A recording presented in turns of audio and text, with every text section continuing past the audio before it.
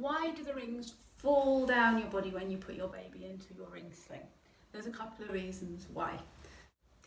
The first reason is often that there's just a lot of slack inside your carrier. So there's a lot of space and a lot of work to do after we pick up the baby. If you've got lots and lots of space in the pouch, when we pick the baby up and place them on your shoulder nice and high and slide the legs through, we essentially got a huge amount of work to do in tightening up that carrier. So essentially, the more you pull and the more you have to pull, the more likely it is for your rings to get further and further down your body and for the whole carrier to feel unstable because the pouch is too small for the baby.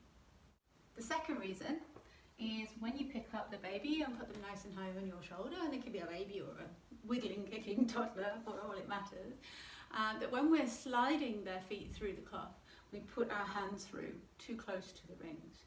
So if I put my hand through here very close to the rings as I bring the baby's legs in, either both at once or one at a time, you can see that diagonal line that we've got going on, and then as I bring baby's body down, we end up with exactly the same problem of those rings falling down the body, and when you start to bring the fabric up, we end up with a carrier that doesn't feel very stable. So what's the ideal position for the rings? The rings on a ring sling, it's a very personal thing where you feel comfortable with them being. But as a general rule, they should sit floating on your shoulder so that you can put your hand underneath. That has the effect of not sitting them on bone or flesh, but making sure that they're floating. They're sitting proud and away from your body. Everybody is a different size and shape, and there'll be a comfortable place for most people. But the higher they can get, but not pressing down on your shoulder, the more space they will give your baby on your torso. The solution to the first problem comes by making sure that you've not got a huge amount of work to do after picking up the baby. Basically, the more movements you have to make, the more movement that is introduced to the carrier, and the further the rings can fall down on your body. So the first thing to do is to stick your thumb inside the cloth and push down towards the ground. If you can go down lower than your hip bone, you know that you need to do a bit of tightening, because we will never carry a baby below the hip bone. It doesn't seem to be very comfortable or secure. To tighten the carrier, grab hold of the entire tail and pull it back where it's coming from in a direct line, not down towards the floor or out towards the side, but directly back where it's coming from. And then you start to be able to position the rings exactly where you'd like them to be. Placing a bit of weight by pushing down in the pouch allows you to simulate how the baby will feel when they're in there, the level that they're sitting at, and to make sure that those rings aren't going to travel.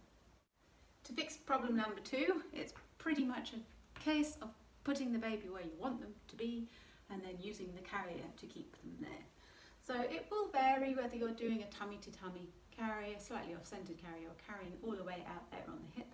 It's just about being aware of how you guide your baby's legs through the fabric. Instead of going close to the rings up here, which introduces a huge amount of downward movement, we're going to go into the rings at the side down here, gathering first the back leg and then the second if you've got long toddler legs, or both at once if you've got a slightly younger or more compact baby. As we sit the baby down into the cloth, you can start to see that those rings will stay exactly where you have put them, and we'll be able to start to spread the cloth up the baby's back.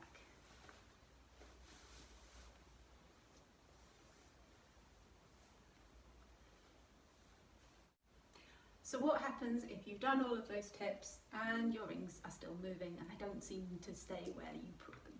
Well, the key to that is always to go back to this position, which is when your baby's sitting inside the cloth with support from the back of the knee to the back of the knee, but being held by you against your torso. When the carrier is all bunched up at the back of each knee just here, we have the choice and the option to move the rings around, no matter what's happened prior to this point. It's always worth spending a second or two in this position because it really helps to sink baby's bottom down into the cloth.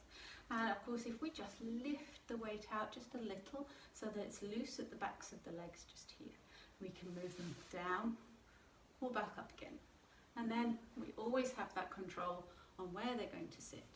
It's important to know that spreading the fabric up onto baby's back is pretty much the next to last thing you do when fitting a ring sling.